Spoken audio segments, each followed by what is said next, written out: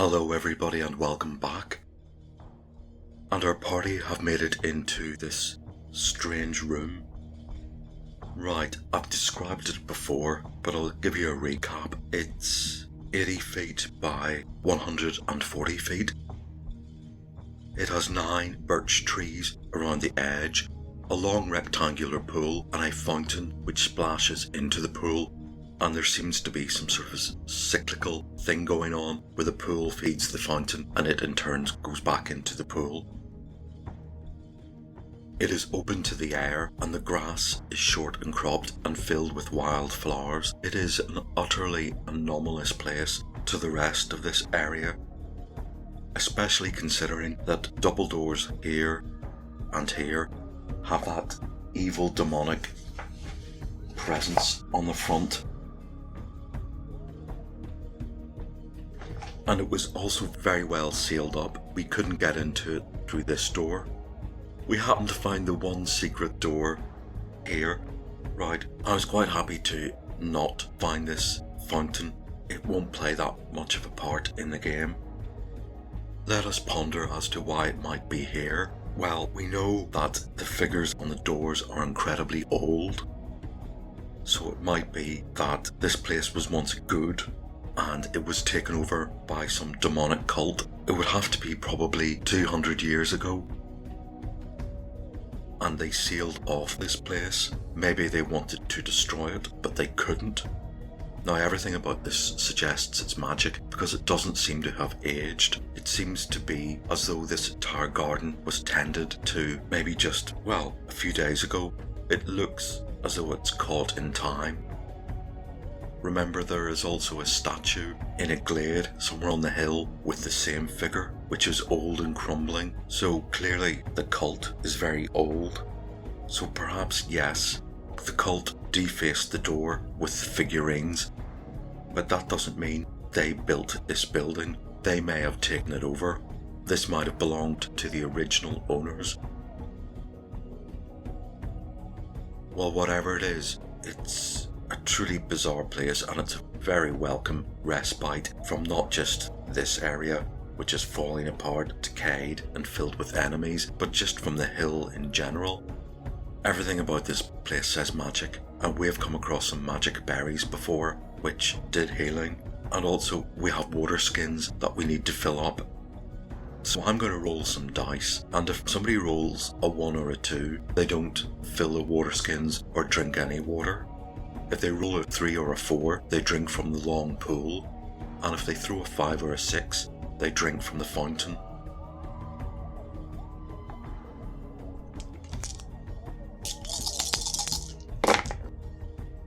Well, that's Liz, the yellow dice. She doesn't want to drink at all. She's maybe a bit cynical with it, but also her water skins are fine. That's Malin and Sylvia. Our 2 magic users drink from the long pool, but our dwarf and our cleric drink from the fountain. Well, that kind of makes sense. They don't all want to gather around the same area, so they each choose a different location to fill up from. But what happens to Donard and Carrick when they do fill up? Well,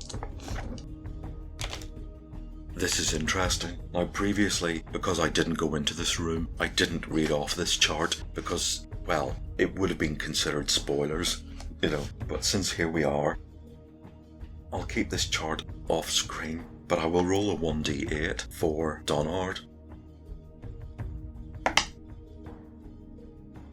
That's a 4. Now we're told here our character gains 2 hit points. Now that is permanent. So his hit points are up to 27, and his current health from 23 goes up to 25. Donard immediately feels much healthier, sort of flexes those shoulders, squeezes his new biceps. I'll discuss this later. What happens to our dwarf?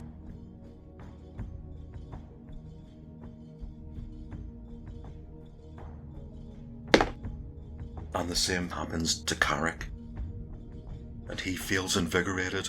Well, this is going to encourage everybody else to have a go. Let's roll their dice to see you know, it, to see which order they go in.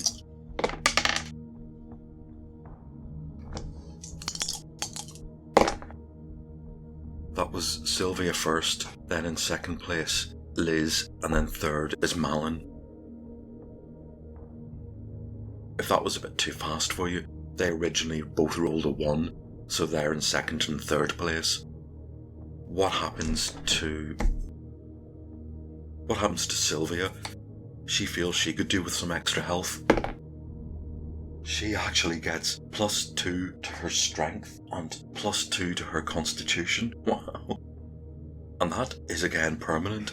What happens to our cynical Liz? And she gets 2 to her health. Okay, this is quite a common effect. It's a shame we're not getting more variety. What happens to our magic user? Alright.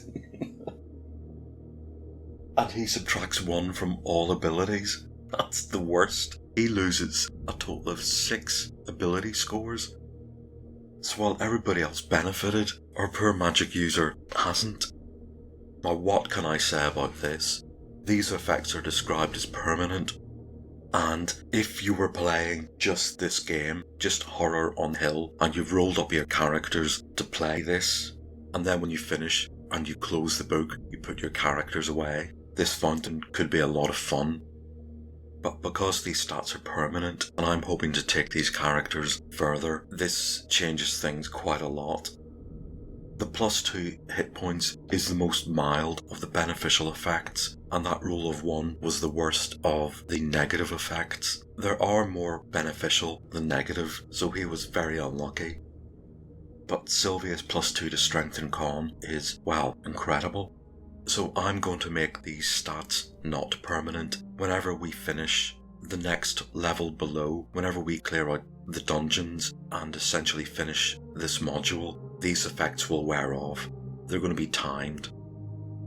I think it would be a bit much to take these forward. The +2 to all health, yeah, if everybody got that, I would be tempted to carry that one forward.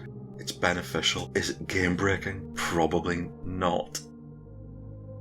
But the +2 to strength and con and the -1 penalties to everything, no, that's too much to take forward. Okay, so poor Malin suddenly is overcome with cramps and headaches, and he feels weak in every way possible. His strength goes from 8 to 7, his intelligence goes from 17 to 16, his constitution goes from 9 to 8, so he will lose 3 HP out of his measly 7. Right, okay, that actually is a serious effect. None of his other bonuses or penalties are affected, but yes, going from a constitution of 9 to 8 when you're a mage is debilitating. Okay, so he's got 4 HP. That's bad.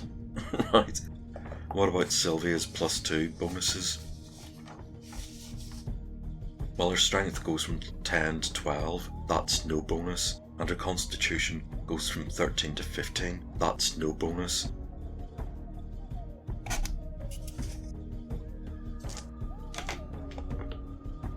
That is that little escapade discovered, and we have no other option but to go down the stairs and into the level below. Wow.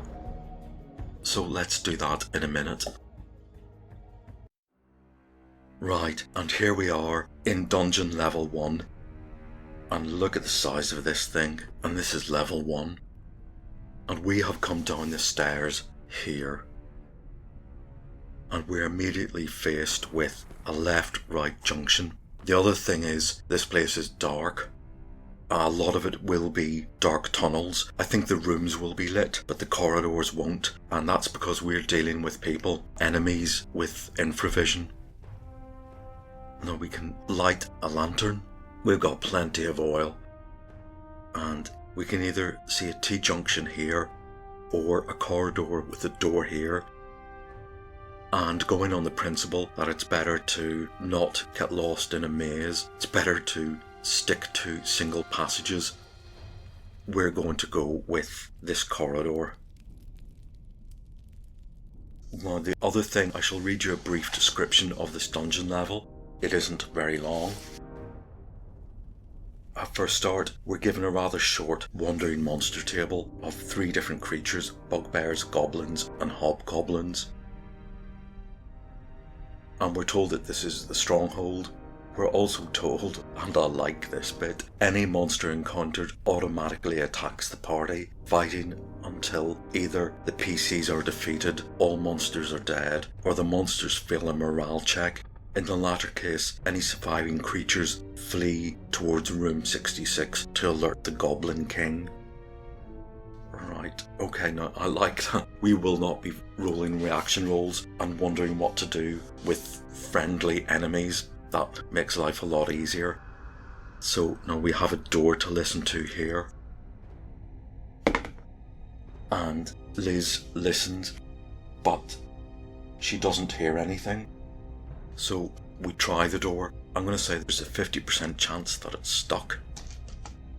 50 or lower.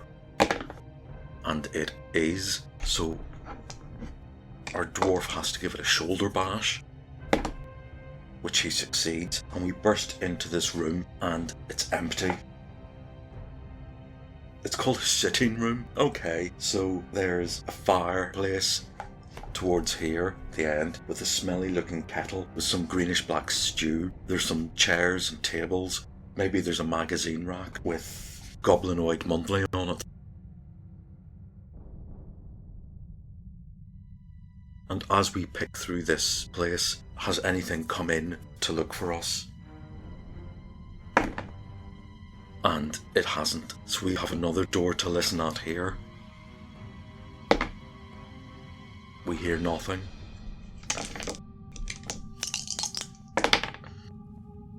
This is also stuck. And our dwarf bashes it open quite easily. And we've got a T-junction ahead of us. Remember, we're back to classic old dungeon creeping speed of 60 feet per turn. And the scale is 1 square is 10 feet. So we have a door and another long corridor. Well, I think it's appropriate that we listen at the door. Now, what does Liz hear? Nothing. Now, is this door stuck? And it isn't. That was 90, so it opens easily, and we find an empty cell. There are no prisoners, but it looks like it would have been equipped for prisoners, what with manacles on the walls and things. Now we're told if the bugbears take any of the characters prisoner, the bugbears place at least 2 of the characters in this cell. We've never actually had anyone taken prison before. So we're going to go down this corridor here. We can go further in or listen at this door. And our thief doesn't hear anything. Now, is this door stuck? No, it isn't stuck. So we walk in and lo and behold, this place is lit. There's my little torches. And inside here are 3 bugbears. Right, we've had really bad experiences with bugbears. These have AC of 5 and they're hit dice 3+1 creatures. Okay, let's roll for surprise. There is no surprise. Let's roll for initiative. Oh, and they get it. Right. And they do 1d8 plus 1 damage. Okay. Their Thaco is 16. And that one misses Donard. That one misses Donard.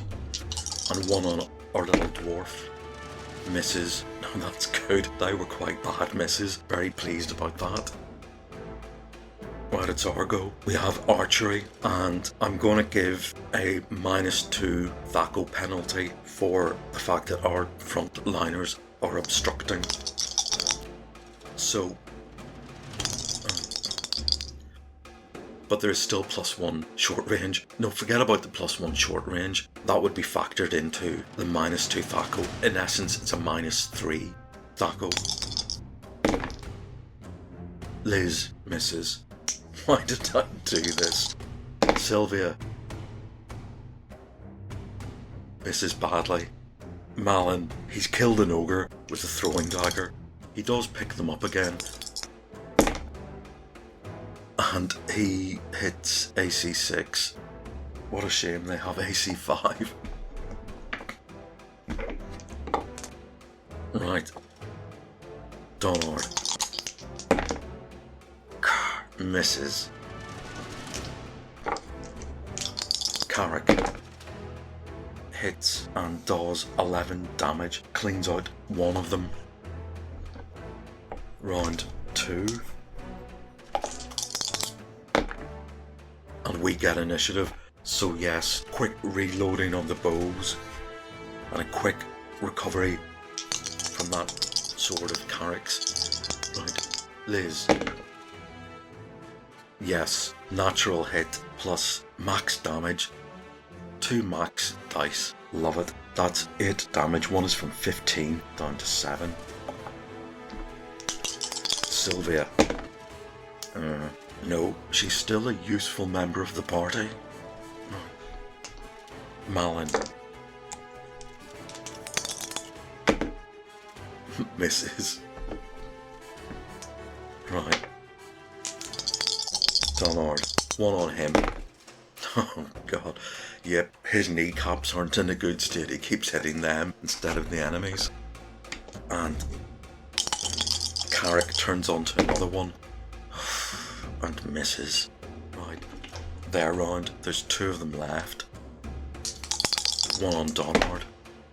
Oh my god. It's AC 2. Oh, that's good. He has AC 1. Yeah, so that goes 16. And the one on Carrick hits. Good. So it's round 3. And they get initiative. God damn it, they recover quickly. And the one on Donard, which nearly hit, misses badly. And the one on Carrick misses atrociously. These guys, I think, have been drinking. Liz misses. Sylvia misses. Did you see the way that was nearly a 15? She would have missed anyway because of this -2 Thaco for cover. Donard hits. Nice. And cleans out 6 plus 4 is 10. Cleans out a hobgoblin. A bugbear. There's only one left. What can Carrick do? It's got quite high hit points. Well, he can miss. Right, round 4. And we get initiative. Yeah, clearly our enthusiasm is there. Liz misses. Sylvia misses. Malin's given up on the daggers. Donard. Oh god. Not content with losing one kneecap, he goes for his other one. And Carrick. Just as soon as we get an enthusiastic session. No, that's AC 7. That just misses. Right. The bugbears go. Does its morale hold up? Yes, it does. And it's on our cleric. Oh boy. And that hits AC 1. And he has AC 0. Right. Okay. So. Right. Round 5. And it recovers quickly. And immediately swings back. For a miss. Good. Liz. Another natural hit. Deadeye Liz. She's going to call herself. 4 damage from 13 to 9. Sylvia. Misses. Well, she can find a secret door. Donard. Misses. He's hit once. He's not done well. Carrick could possibly take it out. And misses. No, we're on to round 5. I'm sorry, round 6. It's us. This initiative has gone back and forth. Them, us, them and us. Interesting to see. Liz. Remember, she gets 2 for training, 1 for short range, -3, so she's back on to 11. That's a miss. Sylvia. Okay, right. She can speak several languages. Donard. 13 plus his bonuses. Hits. Does the 9 damage needed. Remember, he gets +2 for training, +1 for his Warhammer +1, +1 for strength. 3 dead bugbears. Glad to see it. Right, that fight went on quite long. 6 rounds, back and forth. And we have some fancy weapons. We have a fancy looking battle axe on one of the bugbears, presumably the one with the highest HP, and that's a battle axe +1. And we have some nominal treasure. We have actually a short bow, 16 arrows, and a small sack containing some coins, some silver, electrum, and 50 gold. There's also a rope. Well, we have a magic rope, 2 flasks of oil, and a set of thieves' tools. Now, this is quite unusual treasure. Why are the thieves' tools here? This is the bugbear's quarters. This is 3 bunk beds, and this is a table and chairs. Well, we're going to take that treasure, and we're going to go back and make it to here. And we're faced with another junction, and 2 doors. Where do we go to next? Right, let's listen at this door. And Liz does indeed hear something. She hears somebody sighing, somebody whistling. This is not goblin or hobgoblin behaviour. It's locked. Now, we have found keys upstairs on the ogres.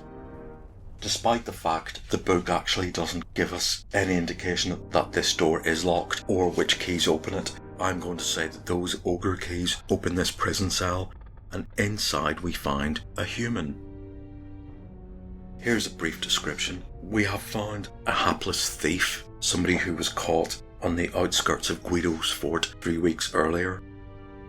And the equipment we found in this room, the thieves' tools, the ropes, the short bow, and the arrows, belongs to him. This guy cries out and says, "By the gods, I'm saved." Naturally, our nice members of the party say, "Yes, come with us," whereas Donard will say, "Oh, hold on a minute, who are you?" And he introduces himself as Cullen de Filch. Okay, bizarre name. And he is a level 2 thief. I'll give you his stats in brief. Strength 10, Intelligence 8, Wisdom 13. Okay, 13's good. Dex of 16 is good. Constitution of 9 and Charisma of 10. So apart from his +1 Wisdom bonus and his +2 Dex bonus, he's decidedly average. And he will join us as a retainer, and he won't ask for any treasure, just as long as we help get him out of here. Well, that's good. I like a free retainer. So yes, we'll have Cullen de Filch join us. And even though he doesn't have that many arrows, we've stocked up on plenty before we left. We go back into this room. We equip him with his leather armour, his short bow, swords. Malin grabs the 2 flasks of oil for the lantern, he says. Now by the time we come back out of here, there are no wandering monsters. And that leaves us with this door here. And again, Liz listens at it. Does she hear anything? Yep, she hears the sound of running water and a clicking kind of crunching noise of giant insects. Are they beetles? Are they giant centipedes? Are we gonna barge in? These giant insects have a habit of biting and leaving us with debilitating, crippling illnesses. No, I think we'll leave that one for a minute. And we'll stealth all the way back to here. And back to this room. As we enter this room, has anything come in from this door?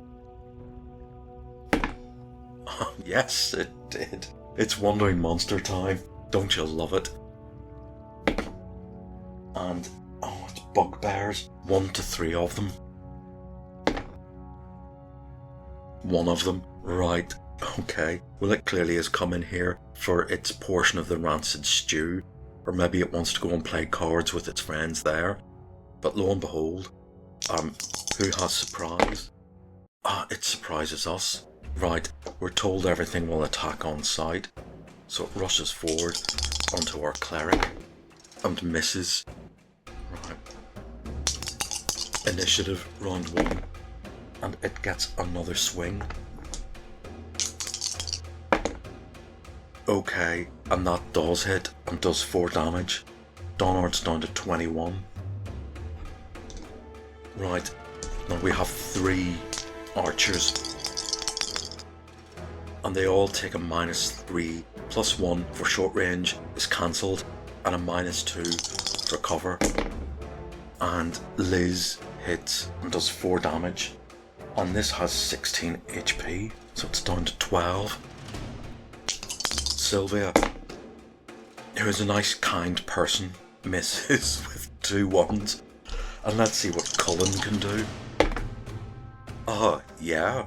Well, he gets a +2 for his dex, which mitigates against any Thaco penalties for cover and short range. So he does 4 damage, so it's from 12 to 8. You know, it's embarrassing when somebody just joins your party and they just do far better than your own party. Donard misses.